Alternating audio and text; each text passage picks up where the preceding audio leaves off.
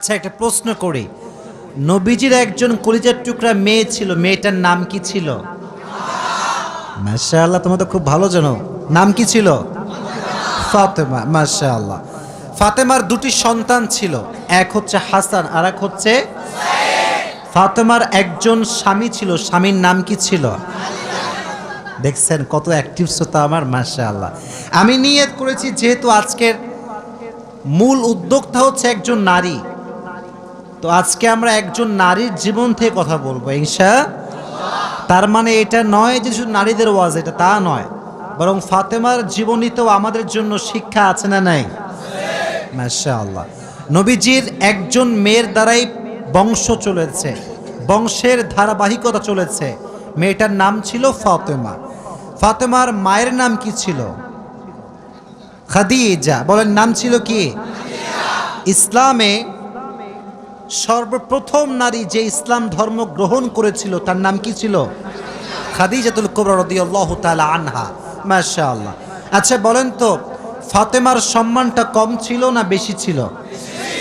নবীজি বলেছেন, জান্নাতে সর্বপ্রথম যেই নারী প্রবেশ করবে এবং জান্নাতের সমস্ত নারীদের যে সরদারিনী হবে তার নাম হচ্ছে ফাতেমা রাদিয়াল্লাহু তাআলা আনহা। সুবহানাল্লাহ পড়া।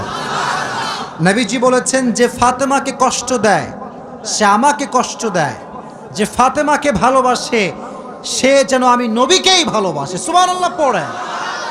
এটা হচ্ছে ফাতেমা রাদিয়াল্লাহু তাআলা আনহা। ওনার নাম ছিল ফাতেমা আস-সিদ্দিকা, আবার তাহেরা, আবার আছে জুহরা। এক এক জায়গায় একটা উপাধি এসেছে, তবে ফাতেমার সম্মানকে আকাশচুম্বী সম্মান করে দিয়েছে একজন। জবান খুলে বলেন তিনি কে? এবার আসেন, ফাতেমা রাদিয়াল্লাহু তাআলা আনহা যখন বিয়ে করেছিলেন, তার বিয়ের হাদিস, এই যুবকেরা, এই তো কথা এইটা ছিল না, কথা তো এইটা ছিল না, তোমরা চুপচাপ থাকবা একটু গ্যাপে, কেউ কাউকে ধাক্কা দিও না, এখানে জায়গা খুবই কম, কারণ সামিয়ারা খুবই কম জায়গায় আছে। আচ্ছা বলেন, ফাতেমার স্বামীর নাম কি ছিল? বলেন না, নাম কি ছিল? আলী রাদিয়াল্লাহু তাআলা আনহু। যখন ফাতেমার বিবাহের বয়স ঘনিয়ে আসলো, সর্বপ্রথম ফাতেমাকে, এই যুবকের হাদিসটা মনোযোগ দিয়ে শোনো, খালি ডান বাম করে মোবাইল নড়াবো না, কথা শোনো। ফাতেমার বিবাহের জন্য সর্বপ্রথম যিনি বিবাহের প্রস্তাব নিয়ে এসেছিলেন তার নাম হচ্ছে আবু বকর। তার নাম কি? আমাকে জবাব দিবেন, তার নাম ছিল কি? ইয়া রাসূলুল্লাহ, আমি আপনার মেয়েকে বিয়ে করতে চাই, আপনার পারমিশন আছে কিনা? নবীজি যখন প্রস্তাব পেয়েছেন একদম সাইলেন্ট, চুপচাপ, কোনো জবাব দেন নাই। আবু বকর বের হয়ে গিয়েছে। সেকেন্ড টাইম যিনি এসেছেন তার নাম হচ্ছে ওমরে ফারুক রাদিয়াল্লাহু তাআলা আনহু। নাম শুনেছেন সবাই? ইয়া রাসূলুল্লাহ, আমি আপনার মেয়েকে বিয়ে করতে চাই, আপনার পারমিশন হবে? নবীজি চুপচাপ, কোনো জবাব দেন নাই। তো দুইজন সাহাবী বুঝে গিয়েছে নবীজি তো চুপচাপ, প্রপোজালটা কি অ্যাকসেপ্ট হয়েছে না রিজেক্ট হয়ে গিয়েছে? রিজেক্ট হয়ে গিয়েছে, বের হয়ে আসছে। বাহিরে আরো আছে দুইজন সাহাবী। বলো কয়জন সাহাবী? খেয়াল করে দেখবেন যুবক ভাইয়েরা, বন্ধু বান্ধব এক জায়গায় বসলেই বদমাইশ শুরু হয়ে যায়, ঠিক কিনা বলো যুবক ভাইয়েরা? কিছু কিছু যুবক খুবই ভদ্র, মেয়ে দেখতে চায় না। কিছু কিছু লুচ্চা বন্ধু আছে, বলে এই দেখ, ওই যে দেখ দেখ দেখ দেখ।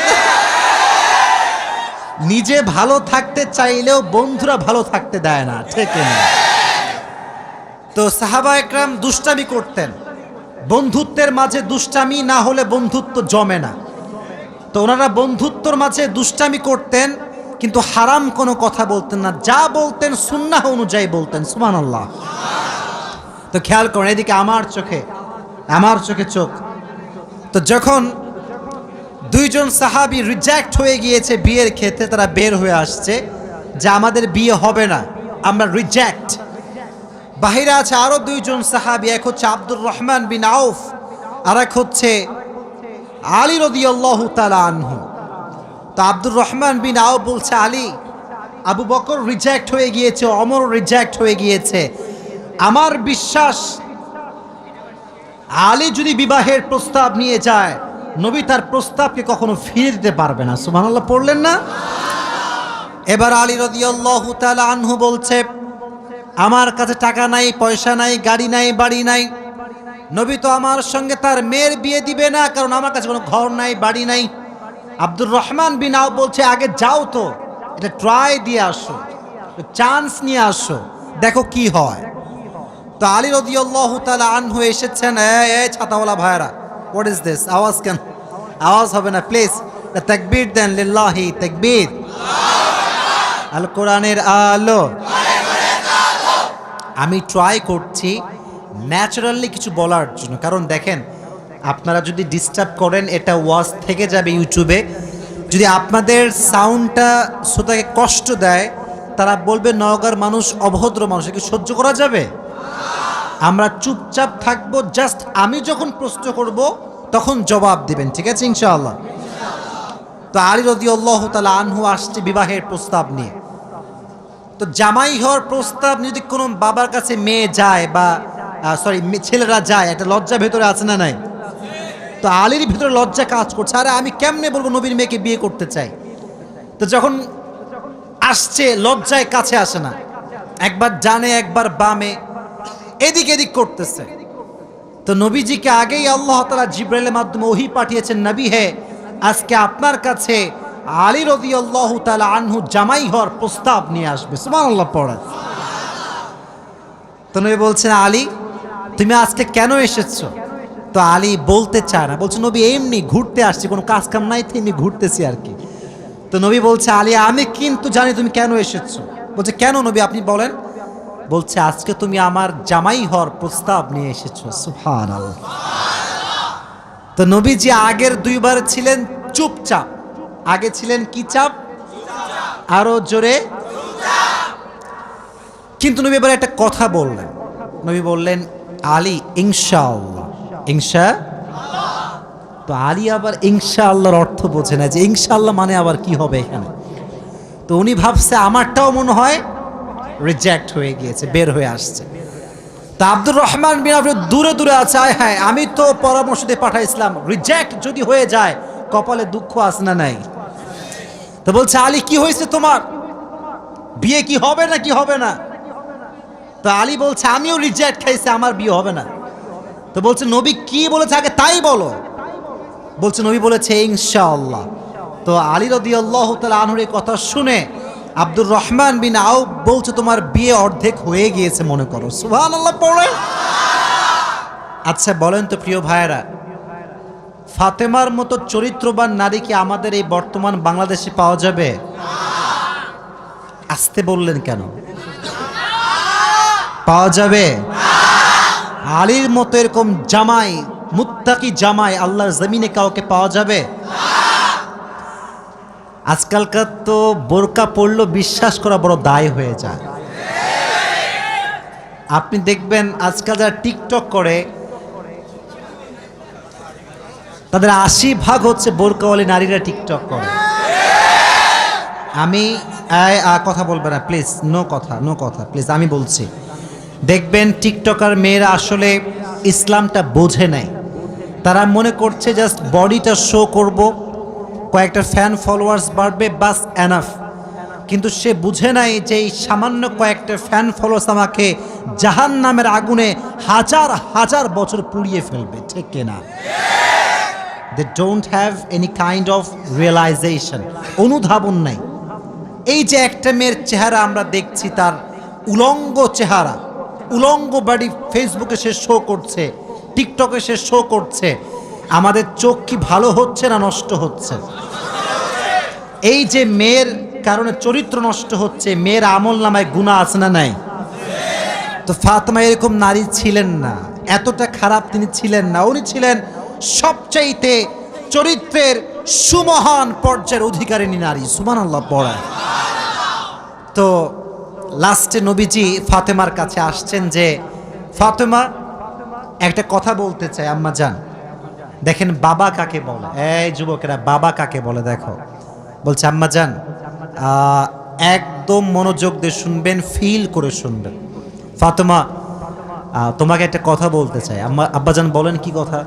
বলতেছে যে তোমার জন্য একজন পাত্র পেয়েছি বিয়ের জন্য।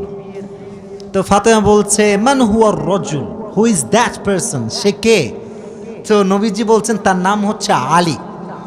তো আলীর নাম শুনে ফাতেমা একটা মুচকি হাসি দিয়েছে, সুবহানাল্লাহ পড়ে।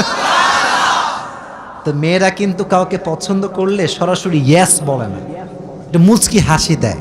আর হাদিসে এসেছে বিয়ের ক্ষেত্রে মেয়েকে মুখ ফুটিয়ে হ্যাঁ বলতে হবে না, যদি সে মুচকি হাসি দেয় এটাই প্রমাণ বহন করে যে সে রাজি হয়ে গিয়েছে, ঠিক কিনা বলো?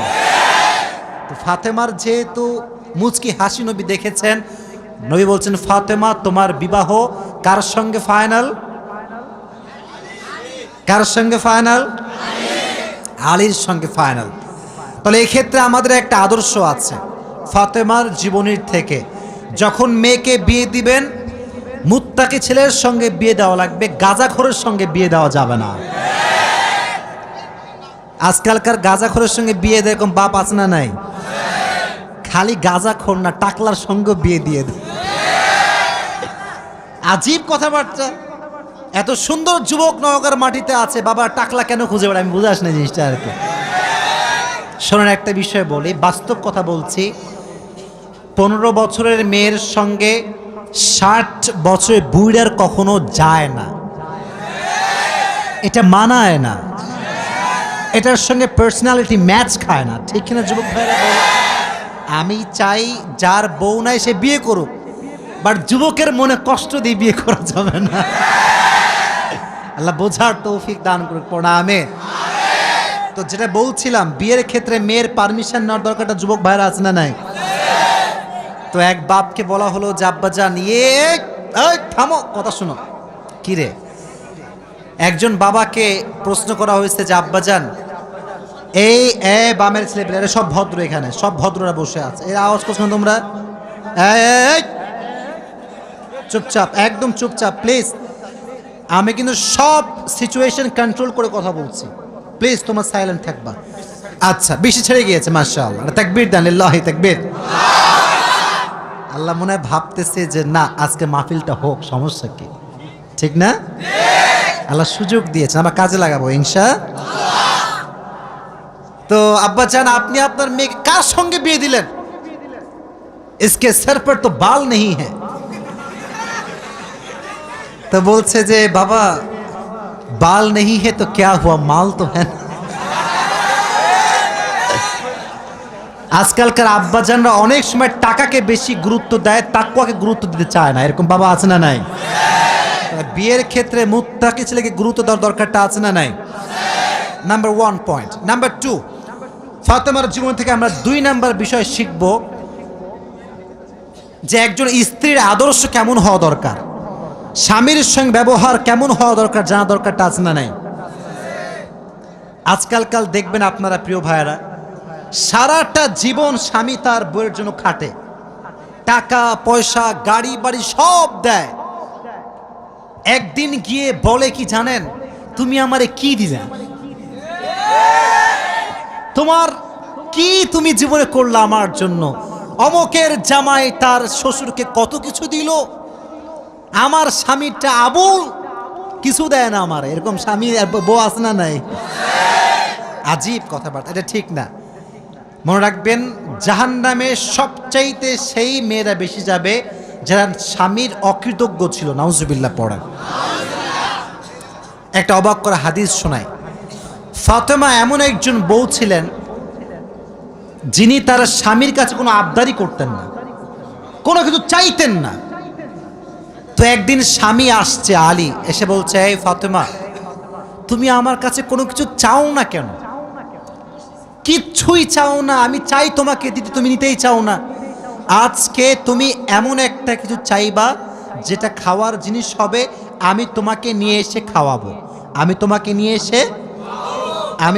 নিয়ে এসে। তো ফাতেমা বলছেন না দরকার নাই। কি দরকার, থাক না, কোনো প্রয়োজন নাই। তো আলী আজকে নাসরবান্দা, না আমি খাওয়াই ছাড়বো আজকে, বলো কি খাবা। তো চাওয়ার একটা লিমিটেশন আছে। উনি বললেন আমার কিচ্ছু লাগবে না, জাস্ট বাজার থেকে একটা আনার নিয়ে আসবেন। কি নিয়ে আসবেন? তো আলী রাদিয়াল্লাহু তাআলা আনহু বলছে ঠিক আছে যাও, আমি যাচ্ছি তোমার জন্য নিয়ে আসবো একটা আনার। বের হয়েছেন নেওয়ার জন্য। এই মনোযোগ দিয়ে শুনবেন হাদিসটা, খুব মনোযোগ দিয়ে। বাজার থেকে একটা আনার কিনেছেন, কিনে যখন বাসায় ব্যাক করবেন, হঠাৎ করে একজন গরিব মানুষ আসছে, সে বলছে, আলী, আজ 3 দিন যাবত আমার পেটে কোনো খানা নাই, আমি বড় হত দরিদ্র মানুষ, খুবই ক্ষুধার্ত মানুষ, তুমি কি আমাকে কিছু খাওয়াতে পারবা? আলী রাদিয়াল্লাহু তাআলা আনহু এতটা দান করার মেন্টালিটি ছিল, এতটা ভালো মানুষ ছিলেন, বইয়ের কথা ভুলে গিয়েছেন, ওই আনারটাও আল্লাহর রাস্তায় দান করে দিয়েছেন। তো যখন আনার মানে হচ্ছে ডালিম, ডালিম, ডালিম। ও আচ্ছা, না বুঝলে বলা যাবে, কোনো সমস্যা নাই। আনার মানে হচ্ছে নগরে ডালিম আছে না নাই? তোমাদের নগরে একটা বড় বাজার আছে, বাজারটার নাম কি? ওখানে দেখবা রাস্তার বাম পাশে সবগুলো বসে না, ফলের সব দেখবা, অনেক অনেক অনেক আপনার আঙ্গুর রাখা আছে, বেদানা রাখা আছে, আছে না নাই? আপনারা বেদানাও বলেন, ডালিমও বলেন। আচ্ছা, তো উনি দান করে দিয়েছেন। তো যখন দান করে দিয়েছেন, হঠাৎ করে মাথায় আসছে, তো কার জন্য ছিল? ফাতেমার জন্য। বলেন, কার জন্য ছিল? তো মনটা খারাপ যে জীবনে বউ একবার চাইলো, তাও খাওয়াইতে পারলাম না, মানুষকে দিয়ে দিলাম। বাসায় আসছে, মনটা খুবই খারাপ। তো বউয়ের ভালোবাসা কাকে বলে খুব ভালো করে বুঝবেন। আলী যখন গেটটা খুলেছে, ফাতেমা যখন আলীর চেহারার দিকে তাকাইছে, বলছে, আলী, নিশ্চিত তুমি আমার বেদনা, আমার ডালিম তুমি আল্লাহর রাস্তায় দান করে দিয়েছো। সুবহানাল্লাহ পড়ে। তো বলছে ফাতেমা, আসলেই তাই, আমি দান করে দিয়ে আসছি। তো বলছে, আলী, তুমি যদি আমার জিনিসকে আল্লাহর রাস্তায় দান করে খুশি হও, আমি ফাতেমা তাতেই খুশি হয়ে গেলাম। অবাক করা বিষয় দেখেন, হঠাৎ করে একজন মানুষ বাসার গেটে নক করেছে, এই কেউ কি আছে বাসায়? গেট খুলেছে, তো দেখছে গেটের বাইরে দাঁড়িয়ে আছে একজন সাহাবী, তার নাম হচ্ছে সালমান ফারসি। তার নাম কি? এদিকে পেছনে কিয়ামত হয়ে যাক, তোমরা আমার দিকে তাকাও। তার নাম কি? সালমান ফারসি। বলছে, কি হয়েছে আপনার, হঠাৎ করে আপনি আমাদের বাসায় আসছেন? বলছে, নবীজি তোমার জন্য 9টি আনার হাদিয়া পাঠিয়েছেন। আপনার সুবহানাল্লাহ পড়তে পারলেন না? কয়টি আনার? আরো জোরে। তো আলী বলছেন, নো, এটা আমার না, এটা আমার হতে পারে না। সালমান ফারসি বলছে, কেন? এটা তোমার জন্য পাঠিয়েছে। আলী বলছে, ভালো করে চেক করো, এটা আমার জন্য হতে পারে না। বলছে, কেন? বলছে, আল্লাহ তাআলা কোরআনে বলেছেন, মান জাআ বিল হাসানাতি ফালাহু আশরু আমসালিহা, যে আল্লাহর রাস্তায় একটা দিবে, আল্লাহ তারে 10 গুণ বাড়ায় দিবে। তাহলে আমার তো 9টা হবে না, আমার হবে কয়টা? তো সালমান ফারসি এই কথা শুনে আবার পকেটে হাত দিয়েছে, হাত দিয়ে আর একটা বের করেছে, বলছে, নবী তোমাকে 10টাই দিয়েছে, আমি জাস্ট পরীক্ষা করছিলাম। সুবহানাল্লাহ পড়ে। তো চাইলেও একটা ভালোবাসা লাগে, আর যে আল্লাহর রাস্তায় দান করে তার আরো বেশি বাড়ায় দেয়। একজন আওয়াজ দিয়ে বলেন, তিনি কে? আর একটা রেওয়ায়াত বলি, একদিন ফাতেমা রাদিয়াল্লাহু তাআলা আনহা সুতা বিক্রি করলেন। কি বিক্রি করলেন? সুতার দাম হচ্ছে 6 দিরহাম। কয় দিরহাম? আচ্ছা, তো বলছে, হে আমার স্বামী আলী, 6 দিরহাম নিয়ে কয়েকটা রুটি নিয়ে আসো হাসান এবং হোসাইনের জন্য। কার জন্য? হাসান এবং হোসাইন কার সন্তান? ফাতেমা এবং আলীর সন্তান। তো অবাক করে একটা রেওয়ায়াত, আমি জাস্ট গতকালকে এটা পড়লাম, এটা আমি আগে জানতাম না। তো বের হয়েছে বাসার থেকে রুটি কিনবার জন্য। কি কিনবার জন্য? রুটি কিনে ফেলেছে। Just he was coming back to home, বাসায় আসছিলেন, হঠাৎ করেই গরিব আসছে, অসহায় মানুষ। আলী, কিচ্ছু নাই পেটে খাওয়ার মতো, তুমি কিছু দিতে পারবা? আলীর মনোমাইন্ড এতটা বড় ছিল, যা কিনতে গিয়েছিল ফ্যামিলির জন্য, ওইটাও আল্লাহ রাস্তায় দান করে দিয়েছে। জোরে সোরে পড়ুন সুবহানাল্লাহ। সন্তানের জন্য খাবার আপনি কিনেছেন, কিন্তু দান করে দিয়েছেন, কিন্তু ভেতরে একটা কষ্ট আছে না নাই? দেখো, এই যুবকেরা, প্লিজ প্লিজ লাফালাফি করো না, এদিকে আমার দিকে একদম স্থির হয়ে থাকো, চুপচাপ স্থির থাকো, কারণ নওগাঁর মানুষ তো এরা অভদ্র ঘরের সন্তান, এরা সব ভদ্র ঘরের সন্তান, ঠিক না? চুপচাপ থাকেন। তো যখন ফিরে আসবেন, হঠাৎ করে একজন লোক আসছে, এসে বলছে, আলী তুমি কি এই উটটা কিনবা? উট? বলেন কি? তো আলী বলছে, না ভাই টাকা পয়সা নাই, কেনার সম্ভব না। তো বলছে, তোমাকে আমি এইটা এখন দিচ্ছি, তোমার যখন বিক্রি করার সুযোগ হবে তখন বিক্রি করবা, তোমার লাভ তুমি রাখবা আর আমারটা আমাকে দিলেই হবে। তো আলী বলছে, ঠিক আছে দাও। জাস্ট উটটা নিয়েছে, উট নিয়ে বাসায় ব্যাক করবে, আবার আরেকজন আসছে, বলছে ভাই এর দাম কত নেবেন বলেন? বলছে ভাই আপনি দাম বলেন। যে উটের দাম হোক 200 দিরহাম, ওই লোক আগেই বলছে আমি এটাকে তোমার কাছ থেকে 300 দিরহাম দিয়ে ক্রয় করে নিব। নিয়ে নিয়েছে উট। তাহলে আগে ছিল মাত্র কয় দিরহাম, এখন তিনি কয় দিরহামের মালিক হয়ে গেলেন? সুবহানাল্লাহ পড়তে পারলেন না? এখন এই যে 300 দিরহামের মালিক যাকে দিবে, লভ্যাংশ খুঁজে পায় না। কই গেল লোকটা? লোক আর খুঁজে পায় না, না পেয়ে বাসায় আসছে। যখন গেট খুলেছে, গেট খুলেই দেখছে নবীজি তার বাসার ভেতরে বসে আছে। বলছে আলী আজকের ঘটনা তুমি বলবা নাকি আমি বলবো? বলছে নবী আপনিই বলেন। বলছে তোমার কাছে সর্বপ্রথম যিনি উট বিক্রি করেছিলেন তিনি আর কেউ নন, তিনি হচ্ছেন জিবরাইল। আর যিনি ক্রয় করেছেন 300 দিরহাম দিয়ে, সে কোনো মানুষ নয়, তিনি হচ্ছেন ইসরাফিল। কেন নবী এটা কেন আমার সঙ্গে হলো? বল তুমি যে নিজে না খেয়ে মানুষকে খাওয়াইছো, এটা আল্লাহর কাছে বড্ড ভালো লেগেছে।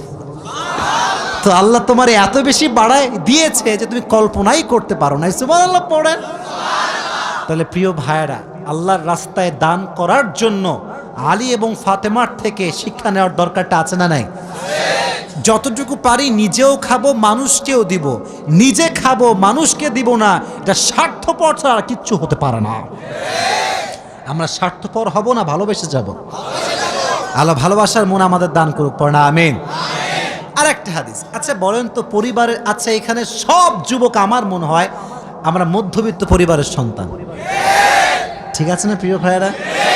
শোনেন একটা কথা বলি, অনেক সময় অনেক যুবকের মন খারাপ হয় যে হুজুর শখের একটা R15 নাই, শখের একটা আইফোন নাই, ঠিক আছে না প্রিয় ভাইয়েরা? শখের একটা গাড়ি নাই, শখের একটা বাড়ি নাই। অনেকের এটা কষ্ট থাকে, না বললে হবে না, এটা মানুষ হিসেবে কষ্ট লাগে, ঠিক আছে, কিন্তু মাথায় রাখবা, এদিকে হাদিস বলছি, গরিবরা মধ্যবিত্তরা বড়লোকের চাইতে 500 বছর আগেই জান্নাতে প্রবেশ করবে। এবার খুশি না বেজার? এবার হাদিস শোনা। হঠাৎ করে একদিন আলী এবং ফাতেমার ঘরে এতটা অভাব, ভাত নাই, চাল নাই, ডাল নাই, কিচ্ছু নাই, একেবারে 3 দিন যাবত না খাওয়া। কয়দিন? এটাই কম মনে হচ্ছে আপনার কাছে? কম না বেশি? আপনি বিশ্বাস করেন আজকালকার যুবকরা বডি বিল্ডিং করে, ইভেন তার 6 প্যাক বডি আছে, কিন্তু রোজা রাখতে চায় না। এই এলাকায় মনে হয় নাই? খবর লাগাবেন না, আপনার ভাবিও রোজা রাখে না, খবর লাগায় না। আপনি বলবেন যে ভাবি হোয়াট ইজ দিস, রোজা রাখেন না? এখন বলছে বাবা গায়ে শক্তি নাই, দুর্বল। একদিন এক যুবককে বললাম, কি রে তুই আমার ওয়াজ শুনিস না? বলছে অবশ্যই শুনি। তাই রোজা রাখিস না কেন? বলছে যে ভাই রোজা রাখলে বডি কমে যাবে। নাউজুবিল্লাহ পড়তে পারলেন না প্রিয় ভাইরা? কয়েকদিন যাবত না খাওয়া। এবার আলী রাদিয়াল্লাহু তাআলা আনহু বাধ্য হয়ে গিয়েছেন, আর পারছেন না। বলছে ফাতেমা যাও, বাবার কাছে যাও, বলো আব্বাজান বাসাতে খাবার মতো কিছু নাই, আপনার কাছে কিছু হবে খাওয়ার মতো? আহা! ফাতেমা যখন ঘরে আসছেন, নবীজি ঘর খুলে দিয়েছেন। দেখেন বাবা এবং মেয়ের ভালোবাসা কত সুন্দর। ফাতেমা বলেন নাই যে আব্বাজান কিছু লাগবে। যখন গেট খুলেছে, মেয়ের চেহারা দেখেছে, আব্বা বুঝে গিয়েছে মেয়েটা আমার ক্ষুধার্ত হয়ে আমার কাছে এসেছে। সুবহানাল্লাহ পড়ে ডাক দিয়ে বলছে ফাতেমা তোমার অবস্থা কি বলো? কি হয়েছে তোমার? ফাতেমা রাদিয়াল্লাহু তাআলা আনহা ডাক দিয়ে বলছে, আব্বাজান, আজ 3 দিন যাবত আমাদের বাসায় কোনো ভাত নাই, ডাল নাই, চাল নাই, গোস্ত নাই, কিচ্ছু নাই। আমি আপনার কাছে একজন ক্ষুধার্ত নারী হয়ে এসেছি কিছু নেওয়ার জন্য। তো নবীজি বলছেন, এই যুবকেরা এদিকে তাকাও। বলছে, ফাতেমা, আমার কাছে 5টা বকরি আছে, 5টা দোয়া আছে।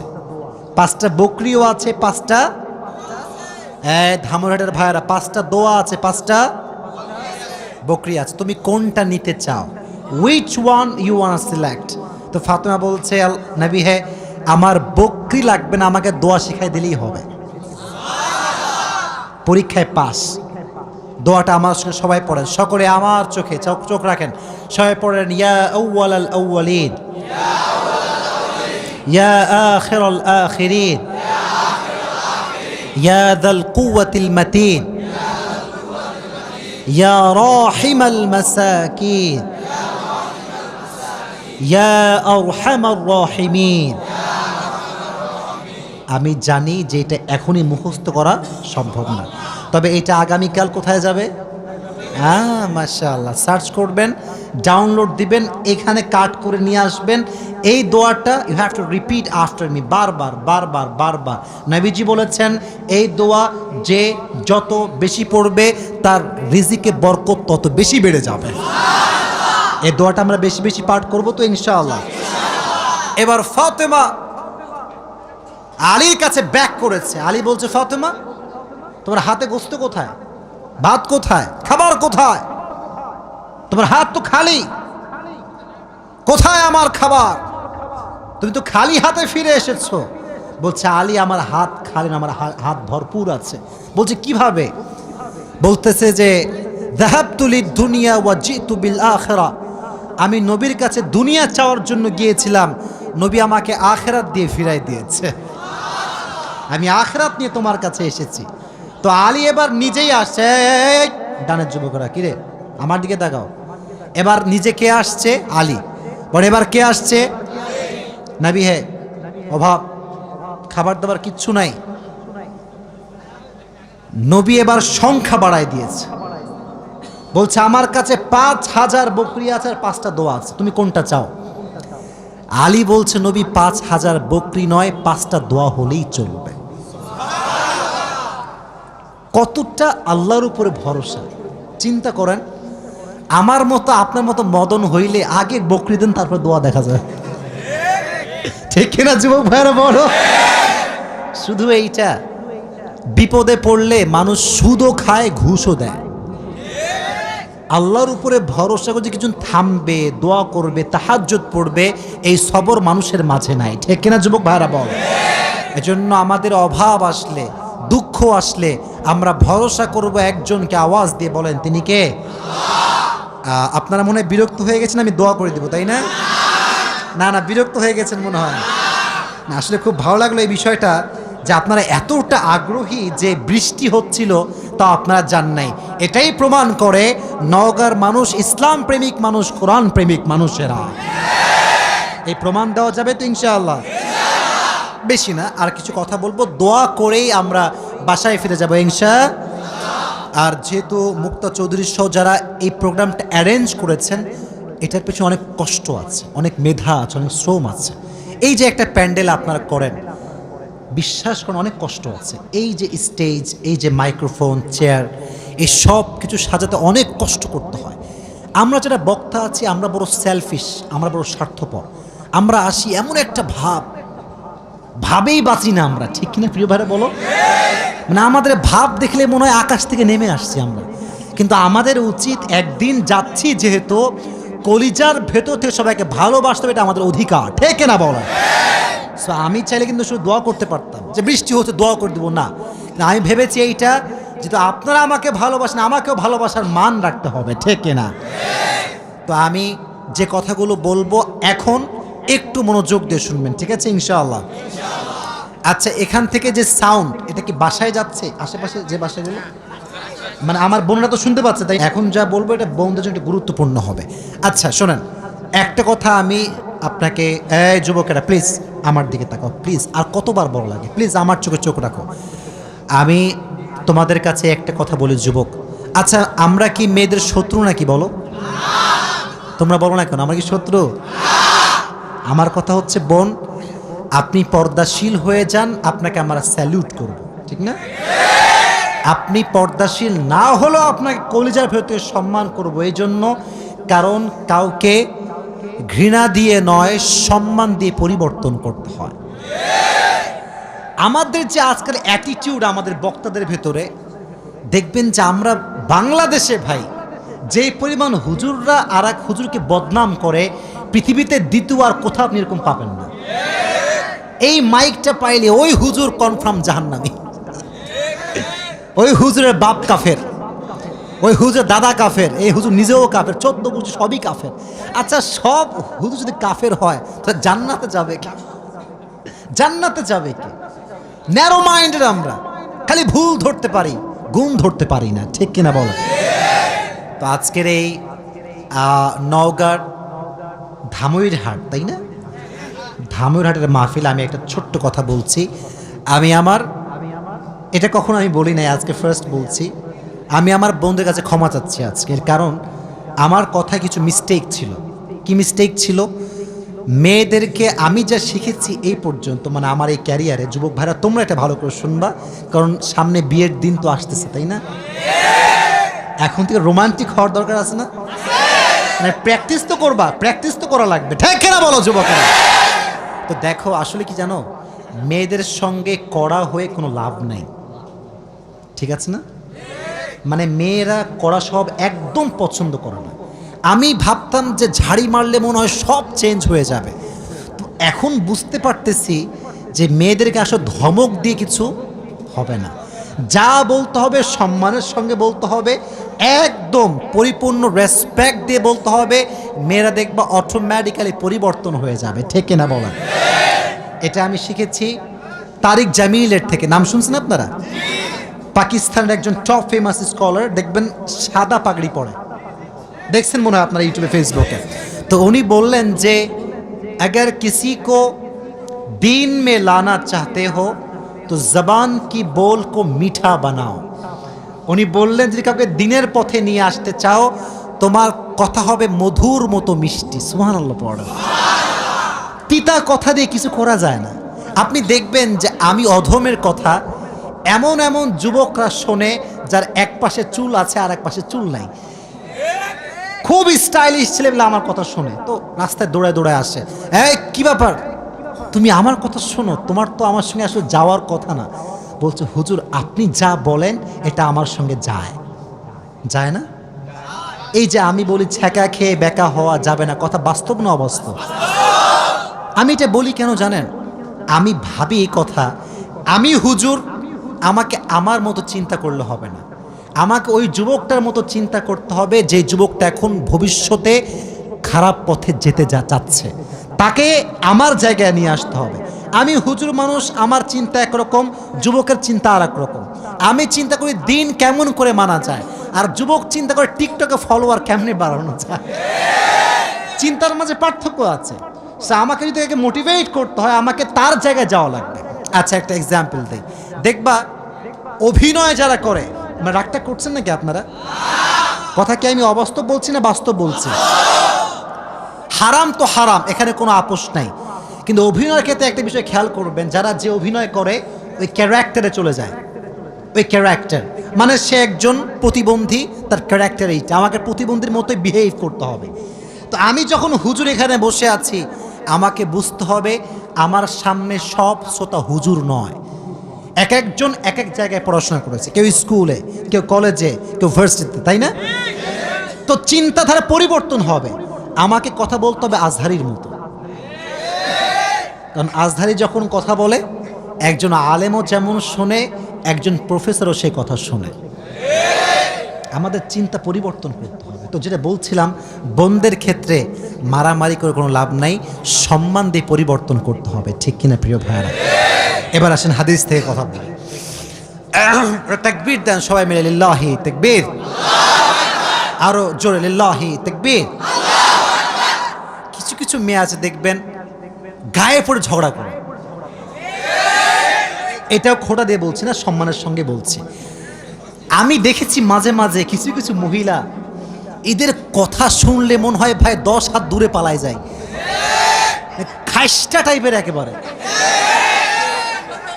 আবার দেখবেন যে মাঝে মাঝে রিক্সাওয়ালার সঙ্গে তুমুল ঝগড়া, কে রে এক মহিলা দ্বারা ঝগড়া করতেছে, খুবই ঝগড়াটি হয়। কিছু কিছু মহিলা আছে দেখবেন, আর কিছু কিছু মেয়ে আছে দেখবেন স্বামীর সঙ্গে গায়ে পড়ে ঝগড়া করে, গায়ে পড়ে। স্বামী এসে বলছে যে দেখো তোমাকে শাড়ি পরে অনেক সুন্দর লাগছে মাশাআল্লাহ। তো বউ বলতেছে আচ্ছা জান বলো তো আমি কি মোটা হয়ে গিয়েছি? তো স্বামী বলছে না না না, তুমি অনেক সুন্দর স্লিম আছো। বলছে তুমি তো আমার ভালোবাসার মানুষ, বলো না একটু। বলছে না না তুমি মোটা হওনি, তুমি চিকন ঠিকই আছো। বলছে মিথ্যা কথা না, সত্য কথা বলো, আমি তোমাকে ভালোবাসি, কিচ্ছু হবে না। তো বলছে যে জান তুমি একটু মোটা হয়েছো। বাস আগুন লেগে গেল, ও আমি মোটা হয়ে গেছি তাই না? মানে স্বামী ঝগড়া লাগাবে না, মেয়েটা ইচ্ছা করে ঝগড়া লাগায়, ঠিক কিনা বল?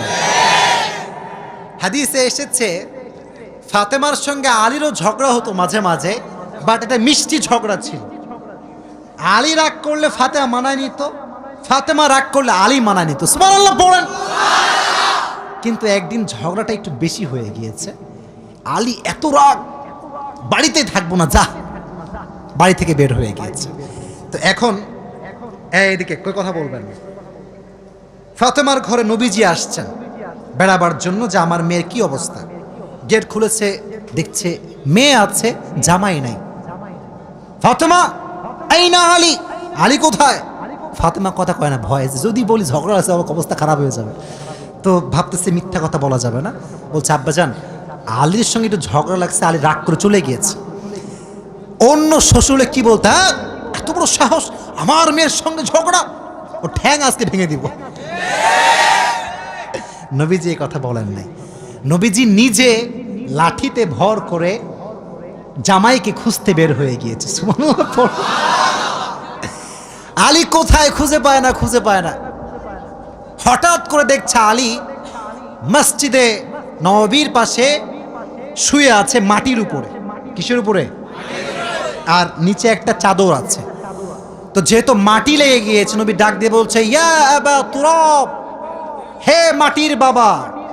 এর উদ্দেশ্য আমি ব্যাখ্যাটা বলছি, দেখবেন। এই এদিকে তাকান।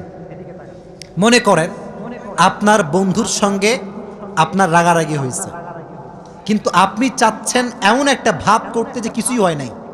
মনে করেন আপনার ফ্রেন্ড আপনার একটা স্যাড পোস্টে হাহা রিয়েক্ট মারছে, তো রাগ লাগে না মাঝে মাঝে, শালা আমি মরি কষ্টে তুই শালা হাহা মারিস? লাগে না, কষ্ট লাগে না? তো এখন আপনি আসছেন রাগ নিয়ে, কিন্তু আপনার বন্ধু যে আমার ফ্রেন্ড রাগ করে আছে, একে সামলাইতে হবে। বলছে বন্ধু তুই যে মেয়েকে পছন্দ করি তার নাম্বার আমি পেয়ে গিয়েছি। তো দেখবেন যে এই বন্ধু বলবে যে শালা যেহেতু পেয়ে গেছে রাগ করা যাবে না। ঠিক আছে না প্রিয় ভাইরা? কারণ রাগ করলে আমার আর বিয়ে করা হবে। তো নবীর টেকনিক দেখেন, কথা কি মারপ্যাচ বোঝা যাচ্ছে? নবীর টেকনিক দেখেন, নবী জানে যে আলীর সঙ্গে ফাতেমার কি হয়েছে, ঝগড়া। কি হয়েছে? আরো জোরে কি হয়েছে? তো আলীকে এমন ভাবে ডেকেছে ইয়া আবা তুরাব, মানে ও জামাই সাহেব কি খবর, কি করেন, মানে আমি কিছু জানি না, কোনো সমস্যা নেই, আসেন, কিছু হয় নাই, আসেন। তো আলী ভাবতেছে নবী মনে হয় জানে না, কোনো সমস্যা নেই, চলি নবীর সঙ্গে যাওয়া যায়। তো নবী এদিকে তাকান, প্র্যাকটিক্যালি বোঝেন, আমি অ্যাক্টিং করে বোঝাচ্ছি, অভিনয় করে। নবীজি বললেন আলী ওঠেন, নিজে জামাইয়ের হাত ধরে উঠালেন। সুবহানাল্লাহ পড়েন। গল্প করতে করতে জামাই শ্বশুর যাচ্ছে বাড়ির দিকে। এদিকে বাসায় আছে কে? বাসায় আছে কে? নবীজি গেট নক করলেন, ফাতেমা তুমি কোথায়, বের হও। ফাতেমা গেট খুলেছেন, ফাতেমা একটু হোপ মেরে আছে, মানে রাগ, স্বামীর উপর একটা মিষ্টি রাগ। নবীজি বুঝে গেছেন যে ফাতেমা রেগে আছে। আলীও তাকাচ্ছে না, ভালোবাসার রাগ আর কি। ভালোবাসা হচ্ছে এমন একটা জিনিস, এখানে রাগ না থাকলে, অভিমান না থাকলে ভালোবাসা জমে না আসলে, ঠিক না প্রিয় ভাই? আচ্ছা, তো নবীজি বলছেন ফাতেমা এই দেখেন, এদিকে তাকান, এদিকে তাকান। ফাতেমা ডান পাশে বসো, আলী আমার কাছে আসো, রোম্যান্টিক সিন ম্যান, বামে বসো। তো বলছে আলী তোমার হাত দাও, ফাতেমা তোমার হাত দাও, এবার আমার বুকের দিকে তাকান, এই যে এখানে। নবীজি ফাতেমার হাত এখানে রাখলেন নিজের বুকের উপরে, আলীর হাত তার উপরে, আর নবীজি এই দুইটা হাতের উপর নিজের হাতটা রাখলেন। এই তিনটা হাত একসঙ্গে, একটা হচ্ছে ফাতেমার হাত, আর একটা হচ্ছে আর একটা নবীজির নিজের হাত। সুবহানাল্লাহ পড়ে। নবীর হাত যেখানে আছে বরকত কম না বেশি? তিনটা হাত রেখে নবীজি দেখেন কি চালাক নবী, কি চালাক নবীজি। বলছে ফাতেমা বলো আই লাভ ইউ, বলো কি? আসলে হাদিসের শব্দ আই লাভ ইউ না, আমি জাস্ট আপডেট করে এটাকে বোঝাচ্ছি। আলীকে বলছে আরে তুমি বলো আই লাভ ইউ টু, বলো আমাদের কোনো রাগ ঢাক কিচ্ছু নাই। নবীর হাতের ছোঁয়া পেয়ে তারা সব রাগ ভুলে গিয়ে আবার মিলেমিশে একাকার হয়ে গেল। ঝগড়া লাগতে পারে, মনে রাখবেন সম্পর্কে রাগ হতে পারে, অভিমান হতে পারে, বাট ছেড়ে যাওয়ার নাম ভালোবাসা নয়, হাতটা আগলে ধরার নাম হচ্ছে ভালোবাসা। ঠিক কিনা ভাই? তো হাত ধরে রাখলেন যে হাত ছাড়া যাবে না। যখন মিটমাট নবীজি বের হয়ে আসলেন, নবীজির চেহারা এতটা খুশি, যখন সাহাবা একরামদের কাছে আসছে নবীর চেহারার থেকে নূর বের হতে শুরু করে দিয়েছে। ইয়া রাসূলুল্লাহ আপনি এত খুশি কেন?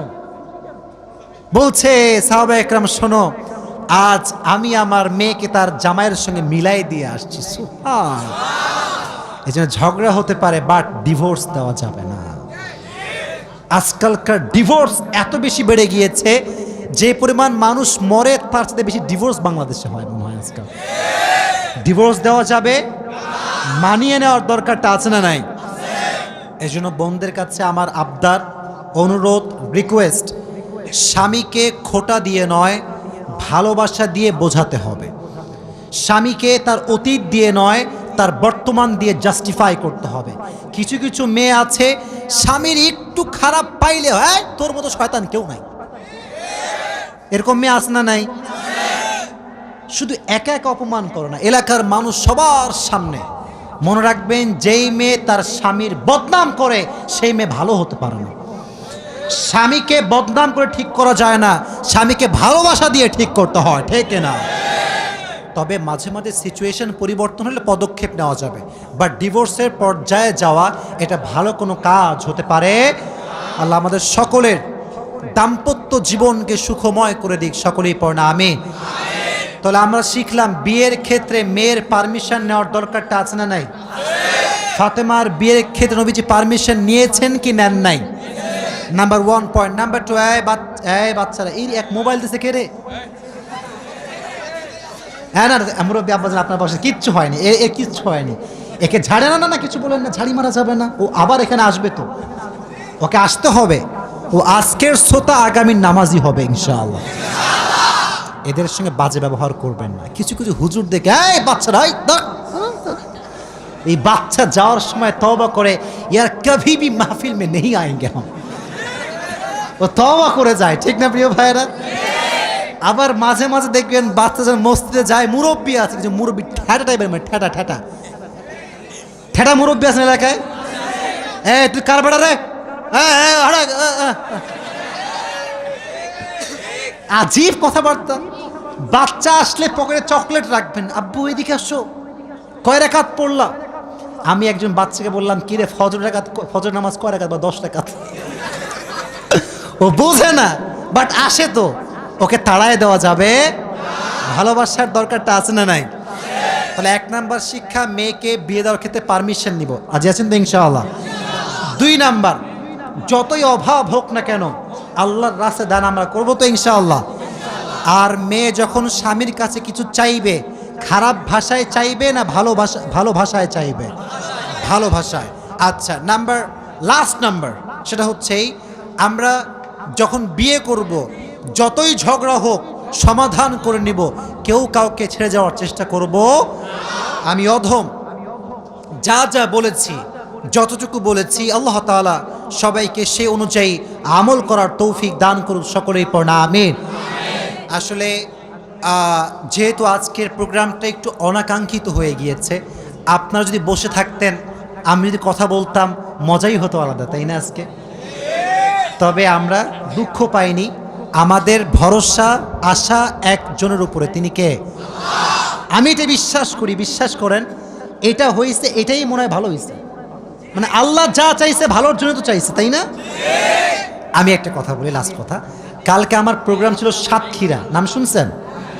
খুলনার সঙ্গে হচ্ছে সাতক্ষীরা, যশোর পার হয়ে যাওয়া লাগে।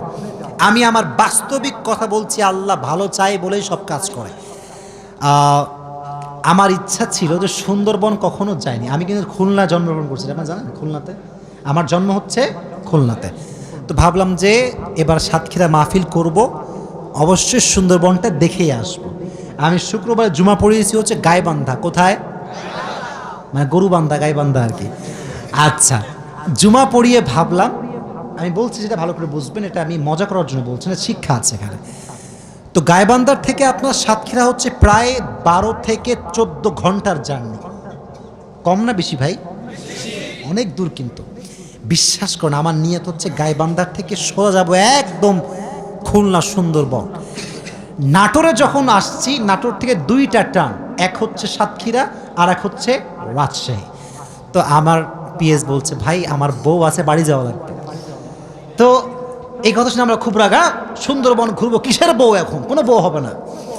তো যাই হোক, পরে গিয়ে আমরা বললাম ঠিক আছে চলেন রাজশাহীতে যাই। কিন্তু আমার ড্রাইভার সাহেব বলছে হুজুর আমার বউটো সব অন্য জায়গায় গেছে, আমি যেতে পারবো না। তো কেমন যেন আল্লাহ তাআলার ইচ্ছা 12 ঘন্টার জার্নি আমরা করি নাই। তো বললাম ঠিক আছে চলেন রাজশাহীতে যাই। আমি বললাম নিশ্চিত লিখে রাখেন, এখানে কোনো একটা কল্যাণ লিখে রেখেছে কে? রেখে দিয়েছে কে? যা কথা তাই। বাসায় আসলাম, মাথায় প্রেশার যে আবার ঘুম থেকে উঠেই যাওয়া লাগবে সাতক্ষীরা। সকালে কল যে হুজুর মারাত্মক বৃষ্টি, আমাদের বিশাল বড় প্রোগ্রাম, কয়েকটা থানা মিলে আমাদের মাহফিল, বিশাল বড় প্যান্ডেল, একটা ঝড় একটা বৃষ্টি সব বানচাল করে দিয়েছে, সব শেষ। তার মানে হচ্ছে হুজুর আপনাকে আসতে হবে না। তখন ভাবলাম যদি আমি 12 ঘন্টার জার্নি করে যেতাম হুদাই, আসতাম হুদাই, কোনো কাজ নাই। মাঝখান দিয়ে আমার মেন্টালি স্ট্রেসটা বাড়তো, কষ্ট হতো। তখন বুঝলাম আল্লাহ জো করতা হ্যায় আচ্ছাই কে লিয়ে করতা হ্যায়, ঠিক না? যা কিছু হয়, whatever happens in our life, Allah has better plan for you. যা হচ্ছে এই সব কিছুর পেছনে হাত আছে একজনের, তিনি কে? অতএব আজকে যা হয়েছে, যা শুনছি, খারাপ তো শুনি নাই। ওয়াজটি খুব খারাপ লাগছে নাকি আপনাদের? আজকের ওয়াজের শিক্ষা আছে না নাই? মানে আজকের ওয়াজটা এমন একটা ওয়াজ আমার লাইফে আমি করলাম, যে ওয়াজে যুবকদের জন্য শিক্ষা আছে, মেয়েদের জন্য শিক্ষা আছে, বাবাদের জন্য এইটা শিক্ষা আছে, টাকলা নয়, সরকারি নয়, গাঁজাখোর নয়, মুত্তাকি ছেড়ে দিয়ে আপনার মেয়েকে বিয়ে দেওয়া লাগবে, ঠিক না? আমি যতটুকু বলেছি, যা বিয়ের ব্যবস্থা করতে হবে নাকি? আচ্ছা তোমরা, আমি বলি খালি চিল্লা ছেলেবেলা দাও। তোমরা এসএসসি এক্সাম দিবা, কে কে এসএসসি আগে দিয়েছো বা দিবা? দিয়েছো? এসএসসি এক্সাম চলছে, এরকম কেউ কি আছে নাকি? তোমাদের পরীক্ষা বাদ দিয়ে ওয়াজ শুনতে আসছো? আল্লাহ এদের পরীক্ষার রেজাল্ট ভালো করে দিক, সকলেই পড়না আমিন। আচ্ছা হাত নামা, আমি বলি। আচ্ছা আমি কিছু কথা বলা যায় না, দোয়া করে দেবো এখনই। আচ্ছা তোমাদের একটা কথা বলে শোনো, পরীক্ষা নিয়ে কখনো প্যারা নেওয়া যাবে না ভাই। একটা কথা বলি শোনো, পরীক্ষায় ফার্স্ট হওয়া যদি সব কিছু হতো, তাহলে ইলন মাস্ককে কেউ সম্মান করতো না, বিল গেটসকে কেউ সম্মান করতো না। মাথায় রাখবা, পরীক্ষায় ফার্স্ট হওয়া যেমন জরুরি, টাকা পয়সা তার চেয়ে বেশি জরুরি। এটা আমি আসিফ বলছি, কে কি বলবে এটা আমি জানি না। আমি আমার বাস্তবিক অভিজ্ঞতা বলছি। পরীক্ষার ফার্স্ট বেঞ্চার যে ছিল, সে এমন এক অফিসের দারোয়ান হয়েছে যে অফিসের বস হচ্ছে ব্যাক বেঞ্চার। কথা বোঝো না তোমরা আমার? তার মানে যে পড়ালেখা সাইডা দিবা সব, বা তা না। পড়ালেখাও করবা, রেজাল্টও ভালো করবা, মাঝখান দিয়ে চরিত্র ঠিক রাখবা, টাকা পয়সাও তোমাকে কামাতে হবে। কারণ আজকালকার কিছু খালা আছে দেখবা, এই তোমার ছেলের কি খবর গো, আমার ছেলে তো চাকরি হয়ে গেল, আমার মেয়ের বিয়ে হয়ে গেল, তোমার ছেলে কখন কি হবে? বলবা যে আপনার মেয়ের বিয়ে হয়েছে, আপনার ছেলের প্রমোশন হয়েছে, সব ঠিক আছে, বাট আমি তো হাতির বাচ্চা, আমি তো সিংহের বাচ্চা, আমার যখন প্রমোশন হবে নওগাঁ নয় গোটা বাংলাদেশ থরথর করে কাঁপতে থাকবে। ঠিক ঠিক, wait for the right time, একটু অপেক্ষা করো, বাট ক্যারিয়ারে ফোকাস করো। মনে রাখবা পরীক্ষার এই যে একটা পেইন, এরকম পেইন যে কত খাইছি জীবনে, কিচ্ছু কাজে আসে নাই, খালি ঘুমটা নষ্ট করছি আর কিচ্ছু না। এক সময় এত পেইন, না 1 নাম্বার হতেই হবে, ভাই বাপ ভাত দিবে না, কিচ্ছু দিবে না।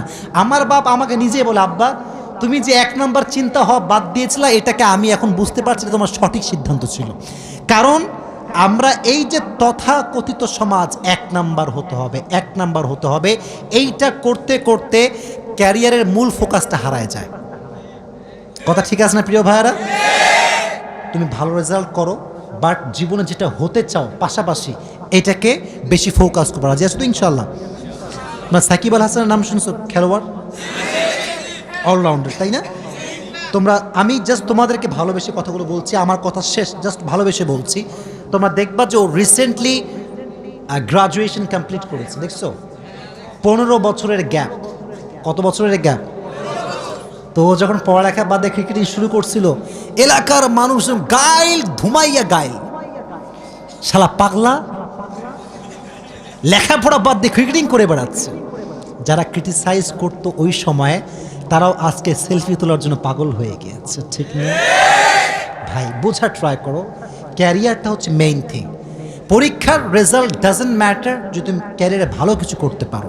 তুমি ফ্রিল্যান্সিং করতে পারো, তুমি একজন ভালো উদ্যোক্তা হতে পারো, তুমি বিজনেস ম্যাগনেট হতে পারো, তুমি একজন লেকচারার হতে পারো, তুমি যা মন চায় হতে পারো, বাট খালি পরীক্ষা পরীক্ষা পরীক্ষা, 100 নাম্বার পাইতে হবে, জিপিএ 5 পাইতে হবে, এই চিন্তা বাদ দিয়ে দাও। ঠিক না প্রিয় ভাইরা? আল্লাহ আমাদের সবাইকে বোঝার তৌফিক দান করুক, সকলেই পড়া আমিন। যারা পরীক্ষার্থী এসেছো, পরীক্ষার হলে গিয়ে 2টি কাজ করবা। কয়টা কাজ? 1, যখন বাসার, সবার জন্য বলছি, শুধু ওদের জন্য না, সবার জন্য, যখনই পরীক্ষা আসবে বাসার থেকে বের হওয়ার আগে 2 রাকাত সলাতুল হাজত পড়বেন। কি হাজত? এদিক থেকে শুনছে, এদিক থেকে শুনি নাই, কি নাম? 2 রাকাত নামাজ নিয়ত করবা যে আমি সলাতুল হাজত পড়ছি। এদিকে তাকাও, 2 রাকাত পড়বা, পড়ে দোয়া করবা যে আল্লাহ আমি যতটুকু পারি করেছি, বাদবাকি তোমার হাতে, তুমি আমার পরীক্ষার ফলাফল ভালো করে দিও। সকলেই পড়া আমিন। আর একটা আমল পরীক্ষিত, এটা আমি নিজে করছি, সেটা হচ্ছে পরীক্ষার হলে গিয়ে দুরূদ শরীফ পড়বা। দুরূদ ইব্রাহিম পড়ো আমার সঙ্গে, আল্লাহুম্মা সাল্লি আলা মুহাম্মদ। আরো জোরে, আল্লাহুম্মা সাল্লি আলা মুহাম্মদ ওয়া আলা আলি মুহাম্মদ কামা সাল্লাইতা আলা ইব্রাহিম ওয়া আলা আলি ইব্রাহিম ইন্নাকা হামিদুম মাজিদ।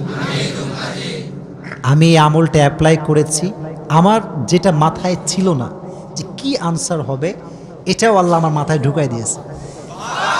ইভেন আমি আল্লাহকে সাক্ষী রেখে বলছি, আল্লাহর কসম করে বলছি, আমার রেজাল্ট, এটা শো অফ না, এটা আমার শো অফ মনে করে প্রচার করে দিও না, শো অফ না, আমার রেজাল্ট যে এত ভালো হয়েছে, যে সেকেন্ড হয়েছে আমার পরে, যে সে আমার চাইতে 100-এরও বেশি কম নাম্বার পাইছে, আলহামদুলিল্লাহ। তার মানে যে আমি খুব ভালো তা না, উদ্দেশ্য হচ্ছে আমলে একটা ইফেক্ট আছে। যদি আমলকে আপনি বিশ্বাস করে করতে পারেন, আমলের আপনার একটা পরিচয় দিয়ে দিবে একজন, আওয়াজ দিয়ে বলেন তিনি কে। তো পরীক্ষার হলে এটা মনে করো কোয়েশ্চেন পেপার, এটা হাতে পাইছো, দেখবা না, আগে দেখবা না, মানে পড়ার আগে, হাতে পাওয়ার আগেই পড়বা আল্লাহুম্মা সাল্লি আলা মুহাম্মদ ওয়া আলা আলি মুহাম্মদ কামা সাল্লাইতা আলা ইব্রাহিম ওয়া আলা আলি ইব্রাহিম ইন্নাকা হামিদুম মাজিদ। তুমি বিশ্বাস করো, তোমার ঈমান শক্ত রাখো, দেখবা তোমার যেটা অনেক হার্ড কোয়েশ্চেন, এটাও তোমার জন্য ইজি হয়ে যাবে ইনশাআল্লাহ। প্রত্যেকটা যুবককে আমলটা করার তৌফিক দান করুন, সকলেই পড়া আমিন। মুক্তা চৌধুরী সহ তার হাজব্যান্ড, তা যারা এটাকে এত সুন্দর আয়োজন করেছে, সবার জন্য আমি দোয়া করি, সবাইকে নেক হায়াত দান করুক, পড়া আমিন। হ্যাঁ, উনি কিন্তু এই আয়োজন করার কথা না। ওনার মতো মানুষ, বড় পর্যায়ের মানুষ, ওনারা অন্য চিন্তা করার কথা ছিল। এটা প্রমাণ করে যে মুক্তা চৌধুরী একটা ভালো ইসলামিক মনোমাইন্ড বিলং করে। ঠিক আছে না প্রিয় ভাইরা? ইভেন তোমরা দেখো উনি দাওয়াত দিয়েছে বলে কিন্তু আমরা আজকে এখানে আসছি, তাই না?